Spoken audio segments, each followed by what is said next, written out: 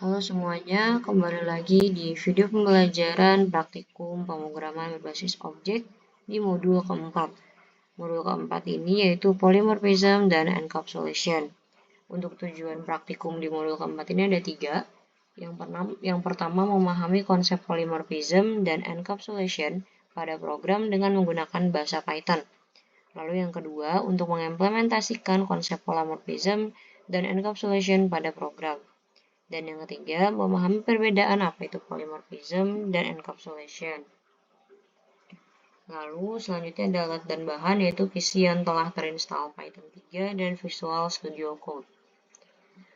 Untuk polymorphism sendiri ini berasal dari bahasa Yunani yang terdiri dari 2 kata, yaitu poly atau banyak dan morphis yang berarti satu bentuk.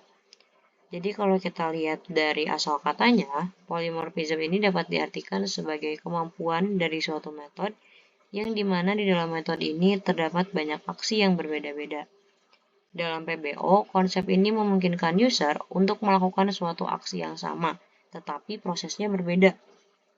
Penggunaan program dengan konsep polymorphism adalah membuat kelas dengan berdasarkan superclass dengan karakteristik lebih khusus dari behavior. Tidak perlu membuat kode dari nol, tetapi menambahkan atribut dan metode unik di kelas itu sendiri. Jadi konsep polymorphism ini tuh dapat diterapkan pada 2 metode, ada overloading dan overriding. Yang akan kita bahas pertama yaitu overriding. Apa itu metode overriding? Metode overriding ini tuh penggunaan metode dari kelas yang lain dengan nama metode yang sama dengan induknya, tetapi memiliki isi program atau argumen yang berbeda dengan kelas induknya. Contoh, kita punya kelas induk. Kelas induk di sini fungsinya def override self. Ini fungsi pertamanya. Di dalamnya ini adalah fungsi override dari kelas parent. Lalu selanjutnya kelas yang keduanya yaitu child. Kita memanggil parentnya juga dengan fungsi yang sama kayak parentnya yaitu def override self. Lalu isinya adalah print. Ini adalah fungsi override dari kelas child. Lalu yang ketiga ada class child 2 dengan kita panggil parentnya juga, fungsinya sama parent dan yang sebelumnya yaitu def override self. Tapi isinya beda, yaitu ini adalah fungsi override dari kelas child kedua. Di sini kita bikin variabel baru yaitu dad sebagai parent, son sebagai child, dan daughter ini sebagai child 2. Lalu kita tinggal panggil dad.override, son.override, dan daughter.override. Kalau kita run, yang muncul ini adalah fungsi override dari kelas parent, ini adalah fungsi override dari kelas child, dan ini adalah fungsi override dari kelas child kedua. Jadi, fungsi yang pertama di sini, di kelas parent, walaupun sama fungsinya dengan fungsi kedua dan fungsi ketiga, tapi fungsi kedua ini akan menimpa fungsi pertama. Dan fungsi ketiga ini akan menimpa fungsi sebelumnya. Jadi jika kita panggil fungsi pertama ini adalah fungsi override dari kelas parent. Saat kita panggil son.override, yang keluar bukan dari kelas parent juga, tapi yang keluar diubah jadi dari kelas child. Karena fungsi yang kedua ini menimpa si fungsi utama ini. Dan fungsi yang ketiga ini juga akan menimpa fungsi sebelumnya. Lalu lanjut ke metode yang kedua yaitu metode overloading. Overloading ini adalah penggunaan metode di suatu kelas yang memiliki metode yang sama, tetapi memiliki isi program atau argumen yang berbeda. Tapi di Python ini sebenarnya, karena bahasa pemrograman yang dinamis, jadi secara default, Python ini tuh tidak mendukung penggunaan metode overloading. Kenapa? Jadi masalah dari metode overloading ini, kita bisa melakukan overload metode, tapi kita hanya bisa menggunakan metode yang paling akhir didefinisiin. Contoh, ini yang pertamanya itu def add self a, b dengan return a dikali b. Dan yang keduanya ini def add self, a, b, c dengan return a kali b kali c. Lalu kita bikin variabel baru yaitu objek sama dengan penjumlahan. Seharusnya kalau kita print objek add 1 sama 2, si 1 sama 2 ini harapan kita dia akan pakai yang ini. Dan 1,2,3 ini harapan kita akan pakai yang kedua ini.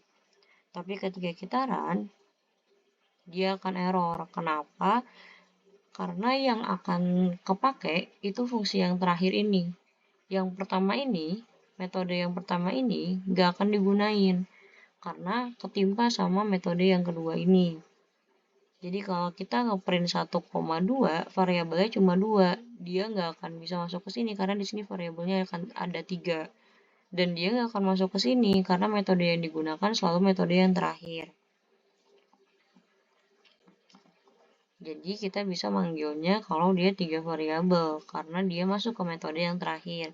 Terus gimana caranya Kak buat kita biar bisa pakai overloading ini? Gimana caranya? Di sini kita bisa menggunakan solusi, contohnya kayak gini.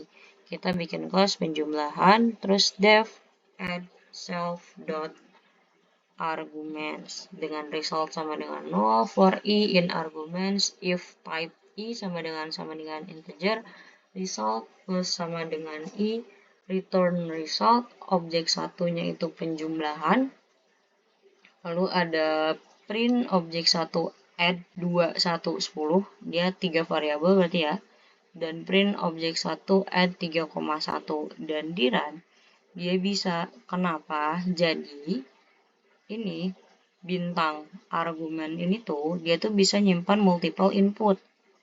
Jadi inputnya nanti bisa dibaca di args ini. Jadi dia ngejumlahin semua yang ada di argumen ini. Jadi mau dia ininya 3, variabelnya 3 atau variabelnya 2, dia bakal tetap bisa kejalanin. Gitu. Lanjut ke kelas abstrak. Apa itu kelas abstrak? Kelas abstrak ini merupakan kelas yang di dalamnya terdapat satu atau lebih metode abstrak. Sebuah metode abstrak merupakan metode yang dideklarasikan tetapi tidak memiliki implementasi apapun. Lebih lanjut lagi, sebuah kelas abstrak bisa dibilang merupakan sebuah blueprint untuk membuat kelas yang lainnya. Jadi, instance dari sebuah kelas abstrak itu bukan merupakan objek, tapi sebuah kelas lainnya.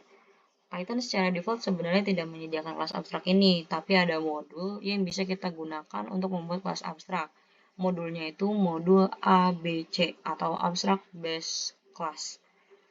Jadi cara ngeimplementasiinnya itu from ABC import, kita nge-import modulnya ABC dengan abstract method. Kita bikin kelas yang pertama yaitu animal ABC add abstract method. Ini adalah metode dari abstrak ya. Lalu def jumlah kaki self pass. Panggil lagi abstract method def suara self pass. Lalu kelas kucing. Kucing ini kita masukin fungsi yang animal di dalamnya. Jadi kelas kucing dalam kurung animal. Def jumlah kaki self. Ini adalah overriding metode abstrak. Lalu dia di print jumlah kaki kucing ada 4. Lalu yang kedua ada def suara self. Ini overriding metode abstrak juga. Print meow. Untuk kelas semut animal, jumlah kaki semut ada 6. Lalu def suara semut nggak ada ya, kita nggak bisa dengar suara semut. Jadi suara semutnya di sini titik. Lalu kita bikin variabelnya Elgato sebagai kucing dan Adam sebagai semut. Lalu kalau kita mau manggil, jadi Elgato.jumlah kaki, Adam.jumlah kaki, Adam.suara, dan Elgato.suara. Lalu akan keluar jumlah kaki kucing itu ada 4, jumlah kaki semut itu ada 6, suara semut itu tidak diketahui, dan suara kucing ini meong. Lalu lanjut, yang terakhir ini ada encapsulation atau enkapsulasi. Jadi ini tuh merupakan konsep pembungkusan dalam OOP, adalah sebuah proses atau cara menyembunyikan informasi dari suatu kelas program, sehingga tidak dapat diinterferensi oleh program yang lain. Jadi dengan cara ini kita tuh bisa membuat program yang terintegrasi tanpa harus kita mendeklarasi variabel-variabel yang bersifat eksternal. Di sini langsung aja ke contohnya. Ada kelas enkapsulasi, def init self nama, balance nomor rekening. Nah, kita bikin self.nama sama dengan nama itu sendiri. Self.saldoku itu balance. Self.nomor rekening itu nomor rekening. Nah, kita panggil di sini add property def balance self pass. at balance.setter def balance self, input self.saldoku sama dengan input at balance.getter def balance self return self.saldoku. Di sini kita bikin variabel, misalkan variabelnya Rama. Terus kita masukin enkapsulasi. Di sini kelas enkapsulasinya kita panggil. Dengan di dalamnya kita masukin Rama sebagai nama, harus berurutan ya. Kalau di sini nama, balance, dan nomor rekening, berarti di bawahnya juga harus berurutan. Nama, balance, sama nomor rekening. Di sini namanya Rama, balance-nya 1 juta, dengan nomor rekeningnya 123456789. Lalu kita nanti akan ngeprint menampilkan nama pengguna Rama.nama yang kita panggil, berarti namanya, dan yang kita harapkan yang keluar adalah nama Rama. Terus kalau kita mau manggil rekening, maka kita panggil Rama.nomor rekening. Menampilkan balance, kita panggil Rama.balance. Nah, kita tuh bisa ngubah si saldonya. Gimana cara ngubah saldonya? Cara ngubah saldonya ini, kita tinggal ngeganti Rama.balance ini, yang di sini udah tertera 1 juta, dia akan keganti jadi 1000. Coba kita run. Di sini menampilkan nama pengguna yaitu Rama, menampilkan nomor rekening pengguna yaitu 123456789, dan menampilkan balance pengguna yaitu 1 juta. Lalu kita akan mengubah saldo melalui metode set. Jadi 1000. Jadi cara mengubah saldo melalui metode set mengganti menjadi 1000 itu ada beberapa cara sebenarnya. Cara yang pertama itu kalian langsung saldo rekening pengguna atas nama kurung kurawal adalah kurung kurawal. Nah, kalian masukin formatnya di belakang. Dot format dipanggil Rama.nama dan Rama.balance-nya. Kita akan keluar saldo rekening pengguna atas nama Rama adalah 1000. Lalu kalau kita mau pakai cara yang kedua, apa bedanya? Cara yang kedua ini F-nya kita masukin di dalam. Kalau yang ini formatnya disimpan di luar, dot format. Ini kita masukin ke dalam jadi F saldo rekening atas nama kurung kurawal. Di sini langsung kita masukin Rama.nama dan kurung kurawal yang kedua di sini Rama.balance. Kalau pakai cara yang pertama tadi, kurung kurawal di sini akan masuk dari sini. Rama.nama ini akan dimasukin ke kurung kurawal ini. Dan Rama.balance ini akan dimasukin ke kurung kurawal kedua ini. Kalau di sini dia langsung dimasukin ke dalam kurung kurawalnya Rama.nama sama Rama.balance. Caranya sama aja caranya. Gimana kalian aja, jangan mempersulit diri. Gimana cara kalian aja, kalian pilih mau pakai cara yang ini atau pakai cara yang ini, itu terserah kalian. Hasilnya pun akan sama. Saldo rekening atas nama Rama adalah 1000. Jadi yang awalnya 1 juta, kita bisa mengubah melalui metode set.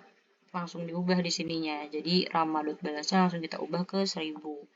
Dan cara pemanggilannya kayak gini cara ngeprintnya. Mungkin itu dari modul 4. Materi modul 4 PBO. Selamat belajar. Jangan lupa kerjain TP-nya. Nanti bakal ada di description dari YouTube ini. Jadi jangan lupa buat kerjain TP-nya dan cek description-nya. Jangan lupa buat screenshot 1 layar full. Terima kasih. Mohon maaf kalau ada kesalahan kata. Terima kasih semuanya.